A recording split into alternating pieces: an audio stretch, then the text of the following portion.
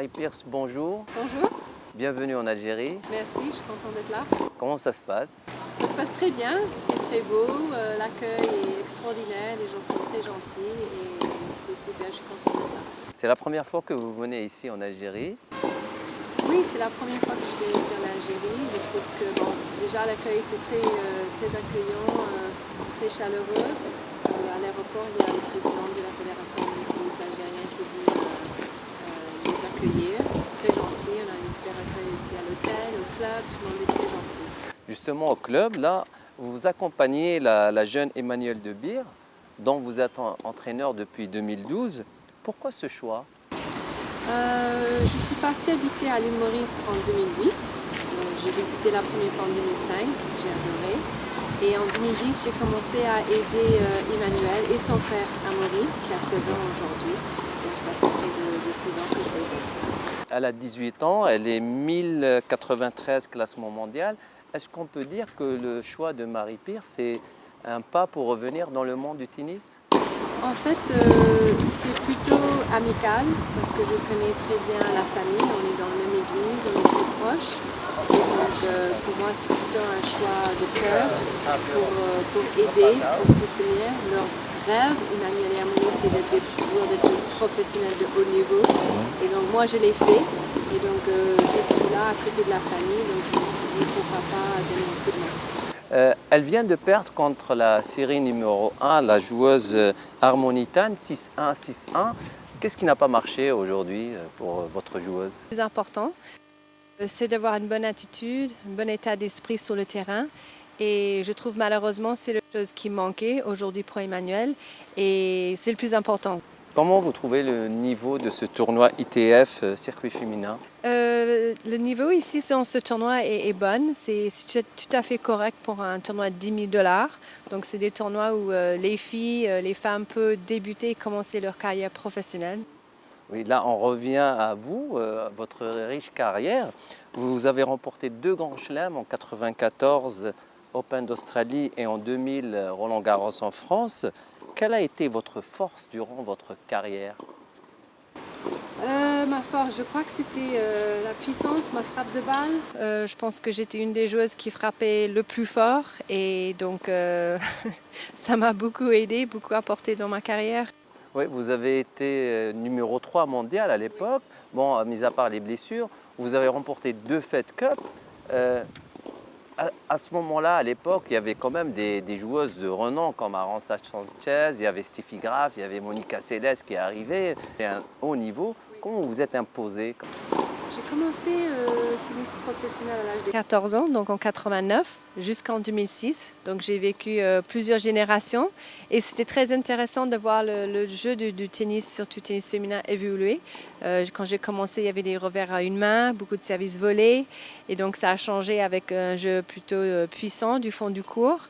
Et je crois que pour moi, j'ai toujours joué mon jeu. Et mon jeu, c'était d'être agressive, d'être bien physiquement, d'être bien préparée physiquement, d'avoir une bonne jeu de jambes et de frapper la balle. On rappelle que vous avez un revers à 2 mains. Est-ce que le fait d'avoir des parents de nationalités différentes, votre papa il est américain, votre mère elle est française, vous êtes né à Montréal, est-ce que cela ça vous a aidé dans votre mental, dans votre façon de penser? Parce qu'on sait qu'un joueur de tennis, une joueuse de tennis, des fois dans un match, ça joue au mental. Je crois qu'il y a plusieurs choses. Je crois que c'est premièrement, bien sûr, les parents, bien sûr notre environnement, comment on est élevé, notre éducation.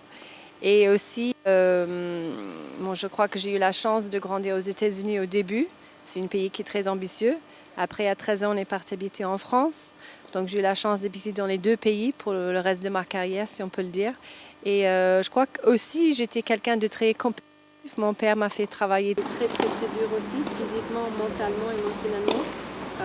Il m'a bien préparé de 10 à 18 ans pour affronter des moments durs, des choses difficiles sur le terrain et aussi dans la vie. Donc, c'est plusieurs choses à la fois. Donc c'est une richesse d'avoir une mère française et un papa américain avec tout ce qu'on sait comme mentalité. Et pourquoi vous avez choisi la France plutôt que les États-Unis? Quand j'avais 13 ans, on avait besoin d'aide et mon père a demandé de l'aide à l'association USTA, United States Tennis Association. Et ils ont dit, bien sûr, on peut vous aider, mais seulement si Marie travaille avec une de nos coachs nationales. Et mon père a dit non, c'est moi le coach. Et ils ont dit, on est désolé, on ne peut pas vous aider. Donc mon père a à ce moment-là demandé à ma maman si elle pouvait appeler la FFT, Fédération française de tennis. Et ils ont dit oui, bien sûr. Donc c'est à ce moment-là qu'on est parti habiter en France à l'âge de 13 ans.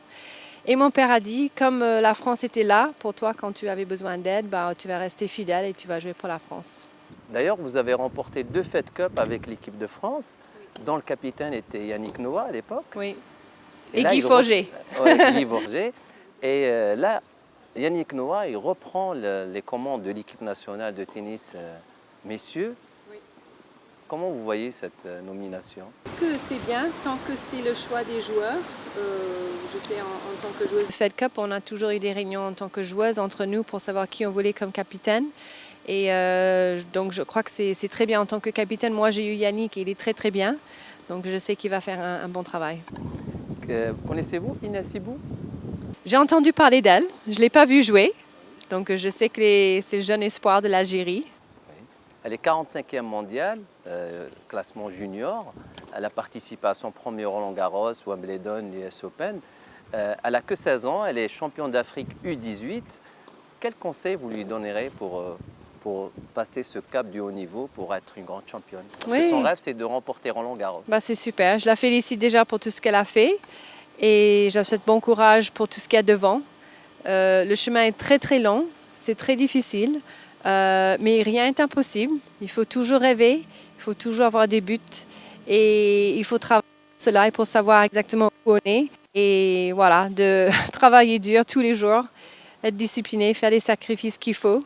C'est les petites choses qui font la grande différence à la fin. La grande différence, le tennis mondial, on va parler un petit peu du tennis mondial. Il y a eu une évolution par rapport à quand vous jouez et maintenant. Qu'est-ce qui a changé dans le tennis du haut niveau? Il demande plus de sacrifices, plus de force parce qu'il y a des techniciens qui aiment bien l'ancien tennis, le service volé, qu'on ne voit plus maintenant. Maintenant, c'est le fond de cours, on frappe et ça devient peut-être un peu ennuyeux. Est-ce qu'il y a des choses à changer dans ce tennis de haut niveau? Comme je disais tout à l'heure, je trouve que le tennis a évolué, c'est bien. Et puis aussi avec toutes les choses techniques, il y a les raquettes, les cordages qui sont beaucoup plus puissants qu'avant. Donc c'est pour cela aussi que la balle va plus vite, on frappe plus fort. Mais c'est sûr que pour moi, à mon avis personnel, j'aurais aimé avoir plus un jeu complet, un petit peu plus de service volé. Là, il y a Stefan Edberg qui entraîne Roger Federer et on voit que Roger, maintenant, il vient plus au filet, plus de service volé. Et moi, je trouve que c'est très, très joli à voir. Donc moi, je trouve que ce côté manque un petit peu dans le tennis d'aujourd'hui chez les femmes et les hommes, de venir un petit peu plus au filet. Qu'est-ce qui manque aussi chez les femmes? Parce qu'on voit une domination. Bon, Serena Williams qui revient à plus de la trentaine, qui gagne Roland-Garros, etc. Mais on ne voit pas des joueuses comme à votre époque, quand il y avait Steffi Graf qui a explosé à 16 ans, Céleste aussi à 16 ans. Maintenant, c'est plus des joueuses de maturité confirmées qui dominent le tennis féminin. Sharapova, Serena Williams. Pourquoi ces jeunes-là n'arrivent pas à... WTA, ils ont changé les règles parce qu'ils ont vu que c'est vrai que c'est très difficile, très jeune, d'arriver sur le circuit. Surtout mentalement, émotionnellement, c'est très dur. On est presque jeté dans un monde adulte et c'est pas facile à gérer. Donc la WTA, ils ont changé les règles.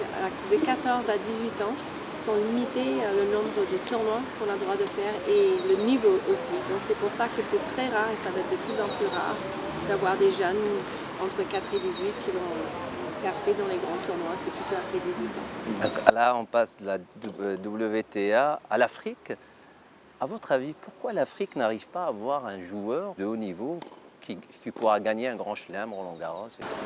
C'est une excellente question. Je crois que c'est dû à beaucoup de choses. Je crois que c'est une mentalité. Je crois qu'il faut d'abord les finances, il faut les infrastructures. Il faut des bons entraîneurs qui sont bien formés. Et puis je crois qu'il faut aller détecter parce qu'il y a des jeunes avec beaucoup de potentiel physiquement, des bons athlètes, mais qui ne savent pas du tout qu'ils sont doués dans le sport. Mais je crois qu'il faut aller détecter, peut-être dans les écoles, les différents sports. Là, surtout, on parle du tennis. Et aider dans ce sens-là des jeunes qui ont du talent, du potentiel, à les fournir ce qu'il faut pour le tennis parce que ça coûte cher, les chaussures, les raquettes, les leçons, les tournois de tennis, les voyages. Donc c'est tout un C'est tout un système qu'il faut mettre en place, je crois, parce qu'il y a du potentiel, je crois. Voilà, avec ces derniers mots de Marie Pierce, avec des conseils et de l'espoir. C'était Marie Pierce, championne de tennis française et qui a gagné 2 grands chelems. Quant à moi, téléspectateurs, je vous dis au revoir, à la prochaine et sahaïdkoum.